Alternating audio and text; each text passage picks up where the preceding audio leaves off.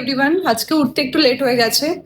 আর সকাল সকাল উঠে আজকে ব্রেকফাস্টে কি বানাবো? আজকে ব্রেকফাস্টে আমি কিছু হেলদি খেতে পারবো না, বিকজ আজকে আমি পাস্তা বানাবো। ওকে, তো চলো তোমাদের সাথে শেয়ার করছি। তো চলো ফার্স্টেই আমি এখানে পাস্তাটা কিন্তু বয়েল করে নিচ্ছি। এই তোমাদের কিছুক্ষণ আগেই আমি বললাম যে আজকে আমি হেলদি ব্রেকফাস্ট করতে পারবো না। তোমরা সবাই ভালো করে জানো যে পাস্তাটা কোনো সময় হেলদি ব্রেকফাস্ট হতে পারে না, কারণ এর মধ্যে অয়েল, তার সাথে এখানে ময়দা, মানে পাস্তাটা তো ময়দা দিয়ে তৈরি হচ্ছে না। তো সেই কারণে বাট কখনো কখনো না নিজের মনটাকেও একটু লাইক দেওয়া উচিত যে ঠিক আছে তোমার যেটা ভালো লাগে খাও। সবসময় ডায়েট, সবসময় লাইক আমাকে হেলদি খেতে হবে এর কোনো মানে নেই। লাইফে যখন আমার মনে হবে, এটা আমার মানে আমার নিজের ওপিনিয়ন বলছি, আমার যখন মনে হয় আমি কিন্তু খাওয়ায় কোনো স্যাক্রিফাইস করি না।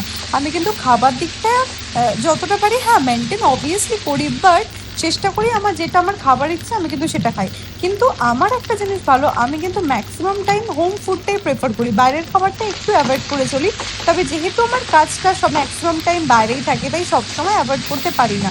তাই সেখানেই গিয়ে কিন্তু আবার বাড়ির খাবারটা প্রচণ্ড মিস করি। বাট বাড়িতে যখন থাকি তাই চেষ্টা করি নিজের মতো বানানো। নট ব্যাড, ভালোই হয়েছে।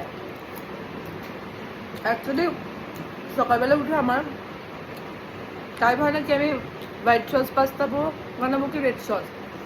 তো আমার এই টমেটো সস পাস্তা এগ দিয়ে অনেক ভালো।